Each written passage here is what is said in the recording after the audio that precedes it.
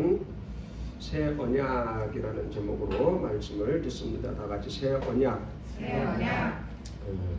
새로운 언약이다, 약속이다 그런 말씀입니다. 이 가까이 가면 얼굴이 더 크게 나오잖아요, 그렇죠? 훨씬. 성경은 약속의 책입니다. 약속의 책. 그래서 구약속과 신약속에 대한 말씀입니다. 그래서 이 성경은 약속인데 그 약속을 어떻게 체결했느냐. 그래서 성경을 읽어보면 계속해서 약속이 나와요. 아담과 한 약속, 노아와 한 약속, 아브라함에게 한 약속, 그리고 이삭에게 한 약속, 야곱에게 한 약속, 그리고 이 유다족 속에 대한 약속, 그런 것이 계속 흘러나오는 것을 우리는 볼 수가 있습니다. 그러한 약속을 어떻게 맹세를 했느냐, 무엇으로 맹세를 했느냐 했을 때 바로 양의 피로 약속했다. 다 같이 양의 피로 약속했다. 그럼 양의 피라는 것은 그때까지는 예수 그리스도가 오지 않았기 때문에 양의 피로 약속을 하시는 거예요. 짐승을 잡아서 짐승의 피로 약속을 하는 거죠. 그러면 이 피라는 것은 우리가 생각하기에 어떤 피든지 이 피를 보면 사람은 마음이 좀 숙연해지고 좀 그렇죠. 그죠? 짐승이 죽었다든지 뭐 예를 들어서 차를 타고 가는데 뭐 길에 고양이가 치여서 죽었다든지 그러면 아무래도 기분은 좋지 않잖아요. 그죠? 차를 타고 가는데 만약에 내 차에 고양이가 치여서, 저는 그런 적이 한 번도 없지만 그렇다면 그날 기분이 찝찝할 겁니다. 안 좋을 거예요. 그죠? 좋지는 않을 거잖아요. 그죠? 그러니까 피를 흘렸다는 것은 그만큼 좀 뭐라 그럴까, 약속이 좀 센 거죠. 좀 뭐 짐승을 죽였다 하더라도 그것은 굉장히 무거운 약속이잖아요. 쉬운 약속은 아니잖아요. 그래서 하나님께서 우리에게 약속하실 때 바로 짐승의 피를 흘리면서 우리에게 약속을 했다. 그 약속은 뭐냐? 바로 내가 너희를 이 피가 있는 곳에 심판하지 않겠다라는 약속입니다. 다 같이 피가 있는 곳에 심판하지 않겠다. 그런데 구약에는 아직 예수께서 오셔서 피를 흘리지 않았기 때문에 예수의 피로 약속을 할 수 없어. 그래서 짐승의 피로 약속을 하는 거예요. 그 약속을 할 때 조금 경중의 차이가 있겠죠. 그러니까 무거운 것이 있고 가벼운 약속이 있겠죠. 무거운 약속도 있고 가벼운 약속도 있고 이럴 수도 있겠죠. 그래서 작은 좀 경한 것은 뭐 비둘기를 잡는다거나, 비둘기로 맺은 약속은 아무래도 조금 가볍잖아요. 그죠? 조금 가볍죠. 그래서 은반지로 맺은 약속은 약간 좀 가볍고, 근데 다이아몬드로 맺은 약속은 아무래도 조금 무겁겠지요. 왜냐면 결혼할 때 다이아 반지를 주는 경우들이 있잖아요. 뭐 꼭 그런 건 아니에요. 다이아 반지는 그만큼 무거운 게 아니고 비싸니까 아무래도 조금 좀 그들을 내가 사랑하는 마음이 이렇게 이제 좀 무거운 수 있잖아요. 그죠? 그러나 은반지는 좀 가볍잖아요. 그러니까 좀 약간 쉽게 파괴할 수도 있고. 그러나 다이아 반지는 아무래도 비싸니까, 금반지는 아무래도 비싸니까. 그러니까 될 수 있으면 다이아 반지로 하는 게 좋아요. 알았지? 돈 많이 벌어가지고 다이아 반지를 이제 하는 거야. 그러니까 비둘기를 잡아서 약속을 하는 것과 송아지를 잡아서 약속을 하는 것은 좀 차이가 있어요. 그렇죠. 좀 크기의 차이가 있는 거죠. 비둘기는 그냥 아무 데서나 잡을 수 있는 것이고 그 송아지는 아무래도 큰 결심을 해야 되는 거잖아요. 그죠? 큰 결심, 몇백만 원짜리니까 큰 결심을 해야 되고 그런 것이 있단 말이죠. 그래서 구약 성경에서는 계속해서 이 비둘기나 양이나 염소나 송아지를 잡아서 그것으로 계속해서 약속을 하고 그 약속을 계속해서 지켰는데 이 피가 있는 곳은 곧 예수의 피가 있는 것이라고 인정을 해주는 거예요. 짐승의 피가 흐르는 곳, 다 같이 짐승의 피가 흐르는 곳. 짐승의 피가 흐르는 곳. 그것은 바로 예수의 피가 흐른다고 그것을 하나님이 보아주는 거죠. 예수의 피가 흐른다고 보아주는 거죠. 그래서 구약에서는 계속해서 이 짐승의 피를 뿌립니다. 짐승의 피를 뿌려. 그러니까 하나님이 그것을 잡아준 거예요. 비둘기나 양이나 염소나 송아지 요 짐승을 성전에서 하나님 앞에 회개할 때 잡을 때는 이 피를 예수의 피로 봐준다. 이렇게 해준 거죠. 그러니까 그것은 우리가 말하면 가표나 마찬가지예요. 미리 표를 발행하는 것과 마찬가지죠. 그것을 예수의 피로 봐준다. 이렇게 이제 한 거죠. 그래서 구약 성경 전체가 바로 이 양 잡는 것, 소 잡는 것, 비둘기 잡는 이야기로 가득합니다. 그것을 또 법으로 만들어줬어요. 하나님이 법으로 만들어줘서 이 법을 지키는 사람은 내가 예수의 피로, 이 양의 피를, 이 염소의 피를 예수의 피로 봐주겠다. 그렇게 한 거예요. 그렇게 한 겁니다. 그래서 어쨌든 이제는 그 짐승의 피를 너희는 흘려서 회개하라. 그러면 내가 이것을 너희 죄를 용서해 주겠다. 피가 있는 곳에 내가 너희를 용서해 주는 표시다. 그렇게 이제 구약 성경에서는 그렇게 쭉 말씀하시는 것을 볼 수가 있습니다. 그래서 아담이 범죄 후에 에덴 동산에서 이제 내려옵니다. 에덴 동산에서 나올 때 하나님이 그 아담에게 가죽옷을 이제 지어주십니다. 하나님이 가죽옷을 지어주십니다. 가죽옷을 지어주시면서 그것을 그 두 사람에게 입혀줍니다. 그것은 뭐냐면 바로 양이라는 말은 안 나왔지만 양의 가죽으로 그들에게 옷을 해입히시면서 바로 피를 흘렸다. 바로 너희는 양의 옷을 입지만 짐승의 가죽으로 옷을 입었지만 바로 너희는 예수로 옷 입었다. 그렇게 봐주는 거예요. 다 같이 너희는 예수로 옷 입었다. 예수로 옷 입었다. 우리가 예수로 옷 입으면 얼마나 좋겠어요. 그죠? 예수로 옷 입으면. 자, 그래서 에덴 동산에서 그 가죽옷은 바로 하나님의 약속을 의미합니다. 하나님의 약속을 의미한다. 그래서 갈라디아서 3장 27절을 한번 봅니다. 갈라디아서 3장 27절 읽어봅니다. 시작. 누구든지 그리스도와 합하기 위하여 세례를 받는 자는 그리스도로 옷 입었느니라. 아멘. 누구든지 그리스도와 합하기 위하여 세례를 받는 자는 그리스도로 옷 입었느니라. 그리스도로 옷을 입었다.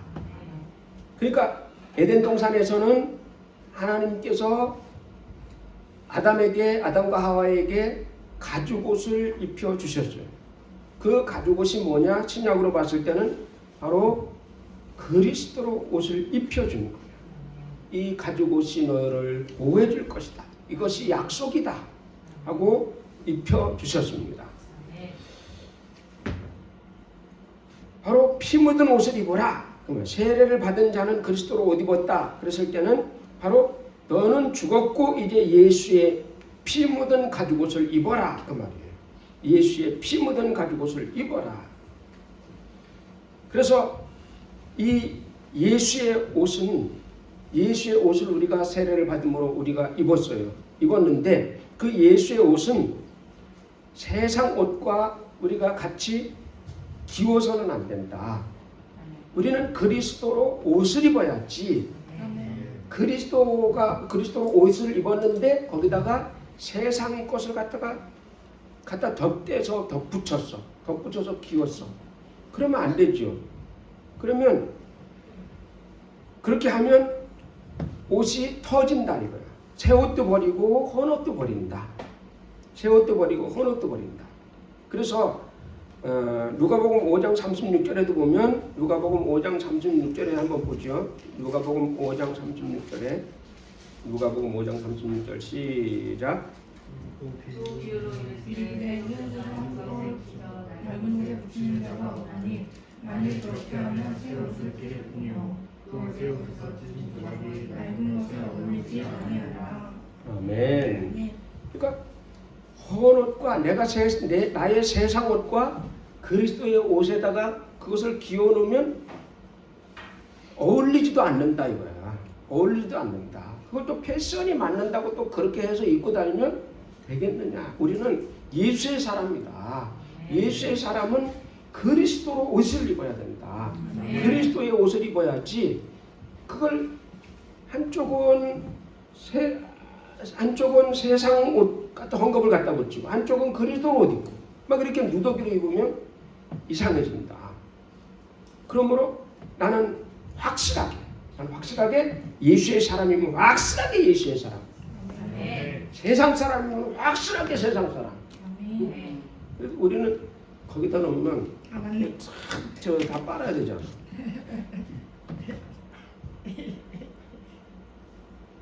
우리는 세상 사람이면 확실히 세상 사람. 예수의 사람이면 확실히 예수의 사람. 확실히 예수의 사람이 되기를 주님의 이름으로 축원합니다. 그래서 예수의 옷을 입어서 주님 오실 때까지 그 옷을 입고 벗지 말아라. 그리스도 옷 입어서. 그래야 그것이 약속을 끝까지 지키는 거예요. 약속을 끝까지 지킨다. 로마서 13장 14절 한번 보죠. 로마서 13장 14절 시작. 오직 주 예수 그리스도로 옷 입고 정욕을 위하여 육신의 일을 도모하지 말라. 아멘. 오직 예수 그리스도로 옷을 입어라. 그래서 예수 그리스도로 옷을 입었는데 옷은 예수 그리스도로 옷 입고 자꾸 나이트클럽에 가고 그러면 안 되겠죠. 그러니까 예수로 옷을 입었으면 그에 걸맞는 곳에 있어야 된단 말이에요. 그에 걸맞는 곳에 성전에 있어야 하고 전도하는 곳에 있어야 되고 선교하는 곳에 있어야 되고 거기에 걸맞는 곳에 있어야죠. 그런데 예를 들어서 제가 목사 가운을 입고 술집에 가서 앉았으면 안 어울리겠죠. 잘 안 어울리겠죠. 어울리지 않는 거야. 그러니까 우리가 그리스도로 옷을 입었으면 그리스도와 합당하게 행동을 해야 된다. 합당하게 행동을 해야 되고 합당한 곳에 있어야 된다. 그리스도로 옷 입고 만약에 목사 가운을 입고 저기 디스코장에 가서 있으면 안 어울리죠. 이상한 사람이 왔네 그러겠죠. 그러니까 어울리지 않는 거예요. 그래서 우리는 주님 오시는 날까지 그리스도로 옷을 입고 기다리는 거예요. 그리스도로 옷을 입고 주님 오실 때까지 기다리고 있는 거예요.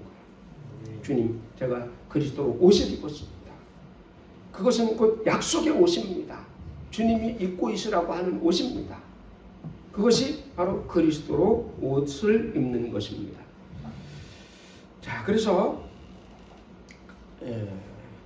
출애굽 사건이 일어날 때, 애굽에서 출애굽을 할 때에 열재앙이 일어났습니다. 열재앙이 일어났을 때 그 약속의 양의 피가 있는 자는 하나도 당하지 않았어요. 그때 약속을 했죠. 이 양을 잡아서 양의 피를 문설주와 문 좌우에 바르는 집은, 그 피가 있는 집은 내가 그 피를 보고 그 집에 죽음의 천사가 쳐들어가지 않겠다. 그 피가. 그러므로 그 피를 무엇으로 받느냐? 그 피를 그리스도의 피, 예수의 피로 받다. 다 같이 그리스도의 피, 그리스도의 피, 예수의 피, 예수의 피, 그리스도 예수의 피로 보았기 때문에 죽음의 천사가 그 집에 딱 갔을 때 피가 딱 있으면 아 여기는 그리스도의 피가 그리스도로 옷 입었구나.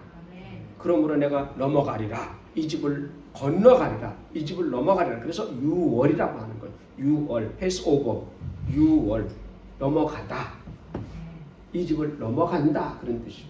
그래서 피가 우리의 가슴 속에 있다면, 예수의 피가 우리의 가슴 속에 있다면 바로 주님은 우리를 넘어가시는 거예요. 주님이 아니라 죽음의 천사가 넘어가는 거예요. 죽음의 천사 넘어가고, 다 같이 죽음의 천사가 나를 넘어가고, 질병의 천사가 나를 넘어가고, 또 재앙의 천사가 나를 넘어가고, 그리고 각종 질병, 사고 이런 것들이 나를 넘어간다. 왜? 나를 와서 딱 보니까 가슴팍에 예수의 피가 있어. 가슴팍에 예수의 피가 딱 있으니까 아, 이 집은 재앙을 받을 필요가 없구나. 재앙이 넘어가야 되겠다. 사고가 넘어가야 되겠다. 하면서 넘어가는 거야. 넘어갈 때 우리는 안전하다. 넘어갈 때 안전하다. 그래서 재앙이 막 있는 그곳에서도 예수의 피가 있는 사람은 그 재앙이 그 사람을 피해가는 거예요. 그래서 내가 해를 당하더라도 해가 나를 해하지 못한다. 해가 나에게 온다 할지라도 해가 나를 해하지 못한다. 해가 나를 해하지 못해. 뭐가 있을 때? 예수의 피가 있을 때. 예수의 피가 있을 때.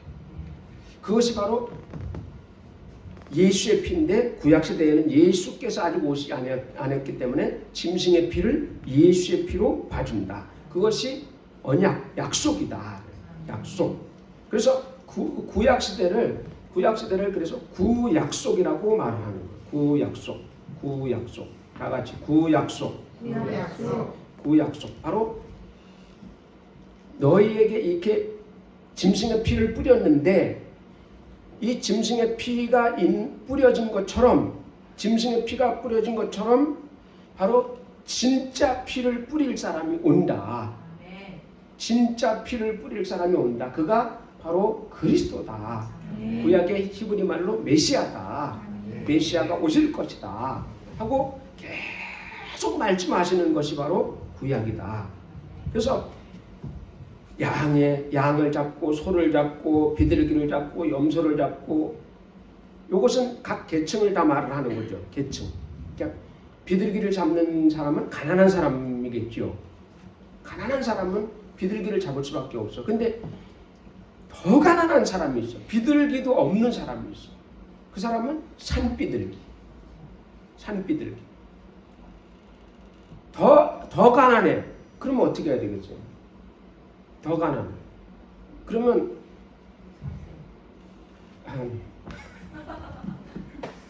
그러면 밀가루 반죽을 해가지고 그걸로 제사 지으면 될까 안 될까? 밀가루를 기름 철판에 해서 건철에 구워가지고 그것으로 제사 지으면 될까 안 될까? 피 없는 제사는 안 받으신다. 다 같이 피 없는 제사는 안 받으신다. 아무리 없어도 피 없는 제사는 안 받으신다. 피 없는 제사는 안 받으신다. 그래서 꼭 피가 필요하다. 꼭 피가 필요하다. 산비둘기 못 잡는 사람은 없잖아요. 산비둘기 못 잡는 사람은 없잖아요. 그러니까 집비둘기는 자기 집에서 키우는 비둘기야. 그런데 그것도 없는 사람이 있어. 그 사람은 그냥 들비둘기 아무거나 잡아서 잡으려면 이렇게 잡으면 되잖아요. 이렇게 여기다 뭐 덫을 놓든지 하고서 여기다가 이렇게 콩이나 이렇게 곡식 뿌려놓으면 들비둘기 이렇게 오잖아요. 그러면 그거 잡아가지고 그것도 못 잡는 사람 있겠죠. 우리는 잡을 수 있는데 그지? 근데 못 잡는 사람도 있잖아. 근데 어떻게든 잡아야지. 잡아가지고 그걸 가지고서 날개를 찢어서 하나님 앞에 그 피를 흘려서 제사를 지내는 거예요. 그러면 그것을 예수의 피로 봐주겠다는 거예요. 그러면 아주 부자들은 어떻게 해요? 송아지를 잡아가지고 하나님 앞에 제사를 드리는 거지. 그러나 죄사함은 다 똑같다 이거야. 하나님이 그렇게 다 똑같이 봐주겠다라는 거죠. 자, 짐승의 피는 바로 믿음을 이야기합니다. 짐승의 피는 믿음을 이야기합니다. 그래서 이 피를 뿌린다는 것은 바로 내 죄 사하여 주시옵소서. 이 피가 있습니다. 하고 하나님 앞에 알리는 거예요. 이 피가 있습니다. 이것은 양의 피가 아니라 그리스도의 피입니다. 이 그리스도의 피로 말미암아 내 죄 사함을 받고 또 재앙이 올 때 재앙을 피하게 해준다. 그러므로 기도할 때 계속 예수의 피를 뿌리는 거예요. 그러니까 이 악한 영들이 제일 싫어하는 것이 예수의 피를 뿌릴 때 제일 싫어해요. 그러면 뭘로 뿌리느냐? 근데 실제로 귀신을 쫓다 보면 이렇게 앉혀놓고서 예수의 피를 뿌리노라 그러면 예수의 피 그러면 막 그래요. 그러면서 막 소리를 지르면서 하지마 막 그래요. 하지마 그렇게 하지마 막 그걸 믿음으로 뿌린다. 믿음으로 뿌린다. 다 같이 믿음으로 뿌린다. 믿음으로 뿌린다. 그래서 이 피의 믿음을 잘 간직하고 있으라. 언제까지 간직하고 있어야 되느냐? 예수님이 올 때까지. 예수님이 올 때까지. 그것이 바로 구약이다. 구약이다. 그러면 구약에서 그렇게 말씀하시던 그 예수가 오셨어요. 오셔서 이 땅에 오셔가지고 그 약속대로 자기의 피를 뿌리셨죠. 십자가 위에서 자기의 피를 뿌리시고 빌라도 뜰에서 숱하게 얻어맞으면서 막 피를 뿌렸어요. 막 피를 뿌리고 그 피는 그런데 육체의 피가 아니고 영의 피다. 다 같이 예수의 피는 육체의 피가 아니고 영의 피다. 예수님의 육체는 말씀이 육신이 되어 오셨어요. 다 같이 예수님의 육체는 말씀이 육신이 되어 오셨다. 그러면 말씀은 영입니다. 다 같이 말씀은 영이다. 말씀은 하나님의 영입니다. 그 하나님의 영인 말씀이 육신이 되어 예수 그리스도가 되셨다. 아기 예수가 되셨다. 그래서 아기 예수가 되셔서 말씀이 육신이 되어 영이 육신이 되어서 아기 예수로 잉태하여 마리아 뱃속에서 잉태해서 그리고 세상에 나왔습니다. 그러므로 그의 육체는 영의 육체다. 다 같이 예수님의 육체는 영의 육체다. 그러니까 이제 사람들이 이제 착각하는 게 그런 문제예요. 우리는 되게 쉽지만 이거 가지고선 이걸 못 풀어가지고 안 되는 신학도 안 되고 막 헷갈려서 막 이게 이렇게 되는 거야. 그러니까 말씀이 로고스가 육신이 되어 오신 분이 예수 그리스도인데 그것을 모르니까 막 헷갈리는 거야. 그래서 예수님의 육체를 우리 육체하고 똑같이 보는 거예요. 예수님의 육체는 우리의 육체랑 똑같지 않습니다. 그죠? 우리의 육체는 뭐가 육체가 되었어요? 흙이 육체가 되었어요. 우리는 부모로부터 물려받은 피, 그 피도 다 흙이에요. 흙이 육체가 되었어요. 그러나 예수님의 육체는 흙이 육체가 된 것이 아니고 영이 육체가 되었다. 다 같이 영이 육체가 되었다. 말씀이 육체가 되었다. 그래서 말씀이 육신이 되어 요한복음 1장에 말씀이 육신이 되어 우리 가운데 거하심에 우리가 독생자의 영광을 보니 은혜와 진리가 충만하더라. 그렇게 말씀을 하고 은혜와 진리가 충만하더라. 말씀이 육신이 되어 영이 육신이 되어 왔기 때문에 그러니까 거기에서 나오는 문제가 뭐냐면 어떤 사람들은 예수님의 육체가 우리랑 똑같아서 우리랑 똑같다고 그렇게 생각을 해요. 그러나 성경은 분명히 증언을 하고 있죠. 요한복음 1장에서 말씀이 육신이 되었다고. 그렇죠. 말씀이 육신이 되었다고. 그러나 우리는 흙이 육신이 되는 거야. 흙이. 우리는 쌀을 먹고 쌀도 흙이요. 귤도 흙이요. 그죠? 다 흙이 육신이 되는 거야. 근데 우리는 천국 갈 때 이 육체를 벗어버려야 됩니다. 천국 갈 때 이 육체 흙을 벗어버려야 돼. 천국은 흙이 가는 곳이 아니에요. 천국은 흙이 없어요. 천국에는 흙이 없어. 바닥 자체가 막 다 이런 금 이상 뭐 그런 거예요. 또 꼭 금은 아닙니다. 금 같은 그런 거라는 거지 금은 아닙니다. 그게 천국이 천국이 그만큼 아름다운 물질로 되어 있는데, 근데 이 흙덩어리는 갈 수가 없어요. 이 흙덩어리는 갈 수가 없어요. 그래서 이 흙을 벗어버리고서 가야 됩니다. 그러면 예수님이 이 땅에 오셔서 십자가에 달리시기까지 많은 그 상처를 많이 받았죠, 그죠? 매를 맞고 막 이런 데 다 찢겨졌죠. 찢겨지고 막 그 옆구리에 찔리고 손에 못에 못 박히고 가시관 쓰고 막 상처가 막 여기저기 엄청 많죠. 근데 예수님이 죽었다가 부활하셨을 때 그 상처가 그대로 있었어요. 그렇죠. 그래서 도마에게 주님이 말씀하셨잖아요. 그죠? 도마에게 말씀하셨죠. 뭐라고? 네 손을 내 옆구리에 넣어보라. 내 손에 넣어보라 그랬죠. 그렇다면 상처가 지금도 주님은 그 상처를 그대로 가지고서 천국에 계세요. 안 변하고. 그러나 우리가 천국 가면 이런 데 상처난 상처가 있을까 없을까? 없이요. 천국 가면 우리 이런 데서 뭐 이렇게 난 상처가 없이요. 하나도 없이요. 그리고 우리는 사람은 이렇게 시간이 지나면 자꾸 늙지요. 한 50년, 60년, 70년, 80년 되면 이렇게 늙지요. 안 늙어요? 24살 정도면 이제 막 꺾여서 늙어가기 시작을 합니다. 24살 넘으면 늙어가기 시작하는 거예요. 그러니까 부지런히 유지하기 위해서 운동해야 돼. 운동하고 바르고 막 이렇게 해야 돼.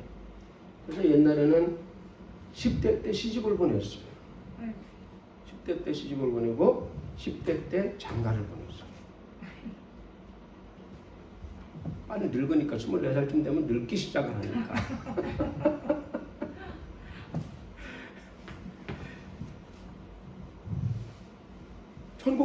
천국 가면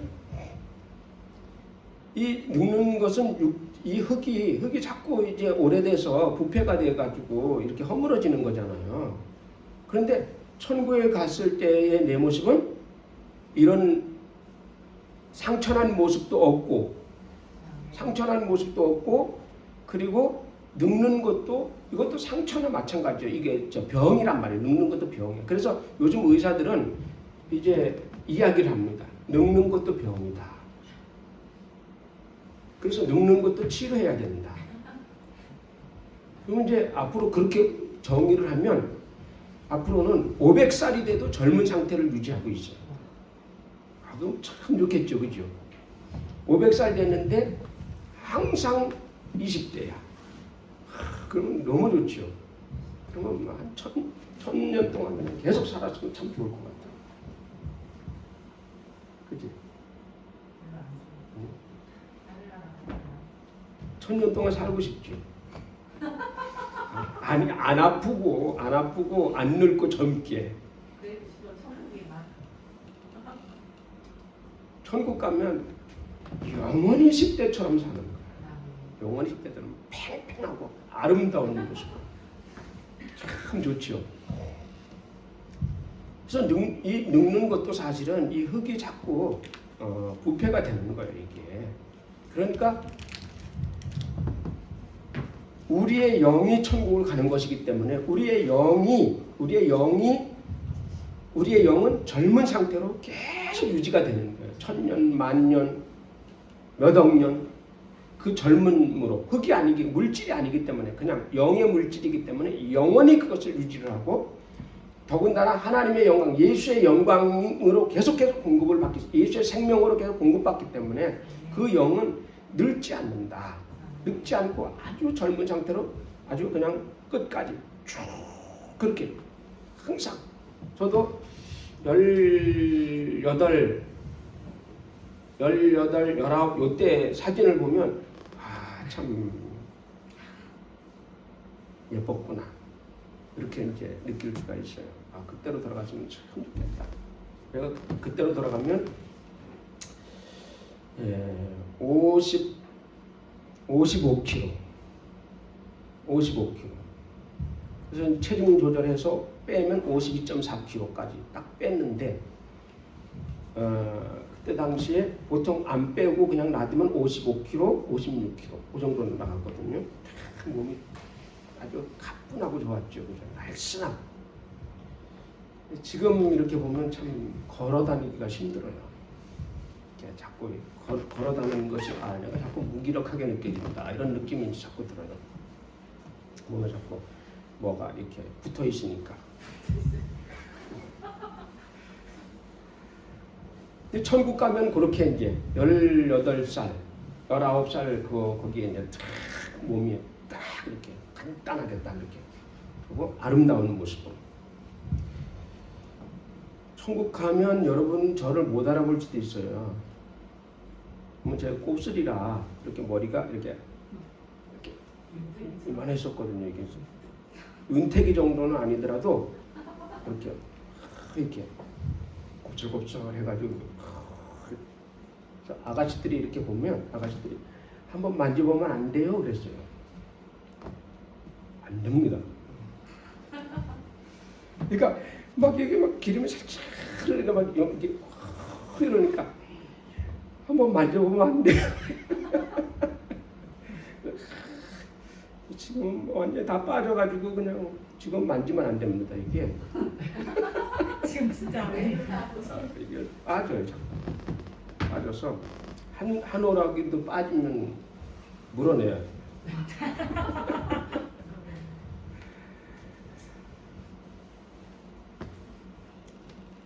그래서 우리 주님이 이 땅에 오셔서 한 약속이 뭐냐?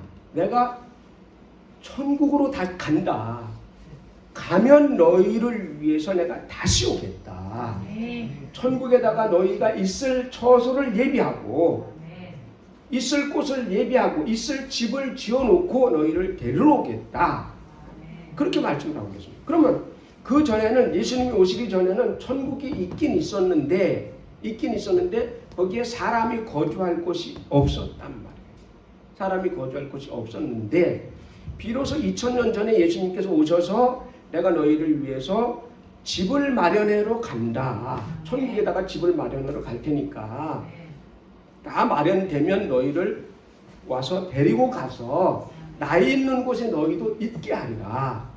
다 같이 나 있는 곳에 너희도 있게 하리라. 하면서 가셨어요. 그것이 새 약속. 다 같이 새 약속.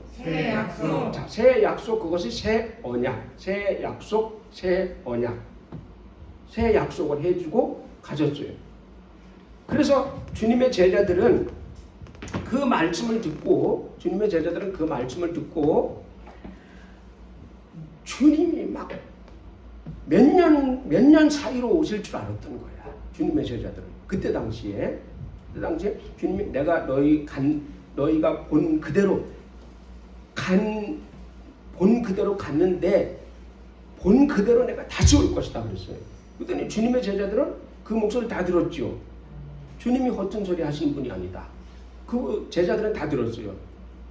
듣고서 그들이 이제 주님 곧 오실 것이다 하면서 막 복음을 전합니다. 막 목숨 걸고 복음 막 가는 것마다 복음을 전하고 막 터키로 가고 막 로마로 가고 인도로 가고 이집트로 가고 에티오피아로 가고 막 가나로 가고 막 가면서 막 복음을 전합니다. 막 복음이 막 전 유럽에 막 팽창합니다. 근데 성경을 안 썼어요. 그때 성경을 기록을 안 했어요. 주님을 따라다니던 제자들이 성경을 기록을 안 했어요. 왜냐하면 주님 곧 오신다니까 그게 뭐 필요가 있나? 안 적었어요. 이걸 쓰질 않았어요. 주님의 제자 12제자들이 따라다녔는데 따라는 다녔지만 주님 곧 오실 테니까 그거 적어놔도 소용없다. 우리가 그냥 전하고 그냥 가버리면 된다. 이렇게 생각을 했던 거예요. 근데 세월이 자꾸 지나갑니다. 제자들이 하나둘 죽어갑니다. 누가 제일 먼저 죽었다고 그랬죠? 야고. 그저께 말해주셨는데. 누가 제일 늦게 죽었다고 그랬죠? 요한. 요한이 제일 늦게 죽었다고 그랬죠. 그러니까 주님의 제자들이 하나둘 기름에 튀겨 죽고 칼에 찔려 죽고 목 잘려 죽고 죽창에 찔려 죽고 죽는 모습을 보니까 이거 이러다가 안 되겠는데? 그렇게 생각이 든 거예요. 주님의 제자들이. 야, 이러다가 우리가 다 죽을 때까지 주님 안 오시면 어떡하지? 이런 생각이 들기 시작한 거예요. 그래서 그때서부터 이 마가를 통해서 마가복음이 제일 먼저 써지기 시작을 한 거예요. 마가복음, 이 베드로의 복음입니다. 이게 베드로의 복음이 처음에 써지기 시작을 하는 거예요. 쓰면서 딱 써지면서 우리가 죽을 때까지 주님이 안 오실 수도 있다 이런 생각을 하게 됩니다. 그때 당시에 막 몇 년 사이로 오실 줄 알았거든요, 주님이. 근데 생각보다 주님이 그렇게 동작이 빠르신 분이 아니에요. 주님이 빠르면 얼마나, 주님이 성질이 급하시면 얼마나 좋겠어요. 성질 급하면 근데 다 죽습니다. 막 다 죽여버립니다. 열받으면. 근데 성질이 안 급하시니까 이분이 바로 오셔야 되는데 안 오시는 거야. 안 오시니까 제자들이 주님이 우리가 죽을 때까지 안 오실 수도 있겠구나. 그러면 어떡하지? 준비를 해야지. 성령의 감동을 받아서 성경을 기록하기 시작하는. 기록을 했는데 그래서 이 성경이 기록될 때까지는 한 30년 정도 지났어요. 한 30년. 주님이 가신 후에 한 30년 정도 지나서부터 성경을 기록하기 시작을 하는 거예요. 성경에 보면 무슨 내용이 있어야 되느냐. 여기에 원래 일찍 기록이 됐으면 여기에 내용이 있어야 될 것이 있어요. 그 내용이 무슨 내용이냐면 잘 모르죠. 무슨 내용이 있어야 될 것인지. 무슨 내용이 있어야 될 것인지. 그러니까 원래 일찍 써졌으면 그 사건 기록이 있어야 돼요. 그 기록이 뭐냐? 예루살렘이 파괴되는 그런 내용이 여기 있어야 돼요. 근데 예루살렘이 파괴되는 내용이 없어요. 근데 예루살렘이 파괴되는 내용이 없어요. 그러면 이 성경은 예루살렘이 파괴되기 전에 기록된 거예요. 예루살렘이 파괴된 것은 언제 파괴되었느냐면 언제 파괴됐어요? 예루살렘이 멸망한 때가 언제예요? 예루살렘이 멸망을 했어요. 예루살렘이 멸망을 할 때 예루살렘 성 안에 있는 사람이 약 300만 정도가 죽었다 그랬어요. 그럼 그 대환란이 일어난 것을 봤으면 성경이 기록이 됐겠지요. 성경이 하나도 기록이 안 돼 있어. 그거 언제 써졌느냐? 그럼 그 이전에 써졌다는 거예요, 다 성경이. 이게. 그러면 그 예루살렘 대환란이 일어날 때 이스라엘이 로마에 대항해서 이스라엘 독립군이 로마에 대항해서 예루살렘에서부터 독립운동을 하다가 독립을 시도를 했어요. 그럴 때 로마에서 티투스 장군을 파송을 해가지고 예루살렘 성을 감쌉니다. 겹겹이 감싸요. 그러면서 예루살렘 성 안에서는 약 300만 명 정도가 아사를 합니다. 그 안에 다 죽어요. 그 유대인들이 죽어나갑니다. 그리고 나서 이 로마 군인이 예루살렘 성 안으로 쳐들어오면서 피바다가 됐어요. 이 성전 안이 예루살렘 성전 안에가 피바다가 됐습니다. 그래서 피가 성전 안에 피가 발목까지 찼다 그랬어요. 이 사람 발목까지 피가 성전 안에 찼다 그랬어요. 그리고 성전은 완전 파괴되고 성전은 완전히 파괴되고 돌이 그 불을 질렀는데 벽이 다 무너져가지고 다 땅속으로 들어가고 그 안에 벽에 금이 붙어있던 것이 다 녹아서 땅속으로 다 들어갔기 때문에 그걸 백성들이 군인들이 파내기 위해서 돌 하나도 도로 위에 남지도 않고 전부 다 파괴할 사건이 있었다. 그러면서 마지막 남은 이스라엘 군대가 몇백 명의 군대가 도망을 갔어요. 거길 빠져나가면서 도망간 곳이 마사다라는 곳으로 도망을 갔어요. 마사다 저쪽 요단강가의 마사다라는 곳으로 도망을 가서 거기 가서 그 마사다 그 안에 헤롯의 거기가 뭐냐면 헤롯이 휴양 오고 하는 그런 장소예요. 산 꼭대기에 성이 있어요. 글로 도망갔어요. 그래서 마지막에 이 유대인들 군인들이 독립군이 거기서 마지막 항전을 벌이다가 거기서 자결하면서 다 끝나고 맙니다. 이 로마 군이 쳐들어오니까 자결하면서 거기서 끝나버립니다.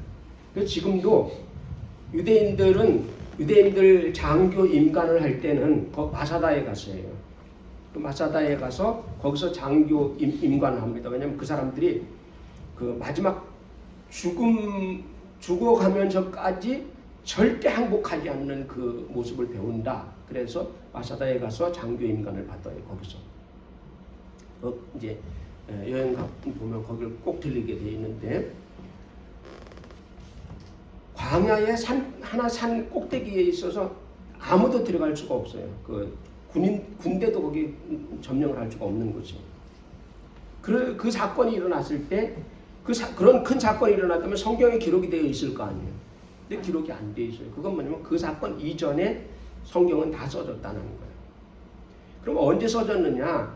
최소한 한 30년 정도 예수님이 하늘로 올라가시고 나서 한 30년 지나서 40년 이전까지 쓰여졌다는 거예요. 40년 이전까지. 그러니까 70년 이전에 다 쓰여졌다는 거예요. 이게 성경이. 그래서 주님의 제자들도 자꾸 죽어나가니까 주님이 빨리 우리가 생각한 것보다 빨리 오시지 않을 수도 있다 해서 성경을 쓰기 시작한 것이 마가복음을 쓰고 그 뒤에 다른 복음서를 이 마가복음을 참고를 해서 이제 쓰게 된 겁니다. 쭉 쓰게 된 겁니다. 그래서 성경 외에도 여기 지금 기록된 이 성경 외에도 많은 성경들이 많이 있어요. 많이 있는데 그것은 우리가 인정을 하지 않습니다. 우리가 인정하는 것은 이 성경만 인정하는 성경, 여기 성경 66권 성경만 이걸 정경이라고 합니다. 정경, 다 같이 정경. 이걸 정경이라고 하는 거예요. 이거 외에 있는 것을 외경이라고 해요. 성경 외에 있는 것 외경. 또 위경이라고도 하는 것들이 또 있어요. 외경과 유경은 또 틀린데 이 밖에 있는 것을 외경이라고 하는 게 12권이 있고 12권 밖에 있는 것을 위경이라고 하는 거예요. 그래서 이 여러분이 성경을 사러 가서 보면 성서라는 것이 있어요. 성서나 뭐 똑같은 거 아닌가 이렇게 생각을 할 수 있죠. 성서 사면 안 됩니다. 성서는 외경이 들어있어요. 12개가 들어있어요. 이 성경 외에 더 들어있어요. 그것은 천주교에서 쓰는 거. 원래 초기에 우리 어렸을 때 그 천주교하고 우리 개신교하고 성경을 같이 합작해서 만들자 그래서 합작해서 만들었던 것이 성서예요. 근데 처음에는 원래 이것만 쓰기로 했거든요. 개신교에서 이것만 만들자 하고서 했는데 성경이 딱 편찬된 거 보니까 외경 12권이 더 포함이 되는 거예요. 그래서 바로 즉시 우리는 그거 안 쓰겠다 그래서 안 쓰는 거예요. 안 쓰고 새로 만든 거예요. 그래서 66권만 우리는 정경으로 인정을 한다. 그 안에 보면 뭐 이상한 것들이 많이 나와요. 거기에 보면 많이 이상한 것들이 나오는데 우리는 그것을 인정하지 않는다. 그래서 주님은 천국으로 가셨다가 다시 오신다는 약속을 우리에게 분명히 해주고 있어요. 그 약속이 새 약속인데 그 새 약속, 새 언약을 하실 때 무엇으로 하셨느냐? 자기가 십자가에 흘리신 피로 하셨다. 십자가에 흘린 피로 하셨다. 그래서 그러면 그 약속이 하나님의 아들이 죽으면서 피 흘린 그 피로 하셨으니까 그 약속은 얼마나 엄중하냐, 얼마나 중하냐, 반드시 지킨다는. 그래서 예수 반드시 오신다. 다 같이 예수 반드시 오신다. 예수님은 반드시 오십니다. 그래서 예수님이 다시 오신다는 그 약속을 십자가의 피로 해주셔서 너희는 기다려라. 반드시 온다. 그러므로 그때서부터 지금까지 2000년 전부터 지금까지 계속 그 주님을 기다리고 있는 거예요. 2000년이 지나도 주님은 시간 속에 계신 분이 아니시기 때문에 반드시 가긴 가는데 곧 갈 거다 그랬지.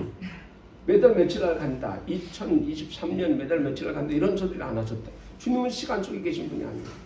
그러나 내가 오래 참는 것이 너희에게 유익이다.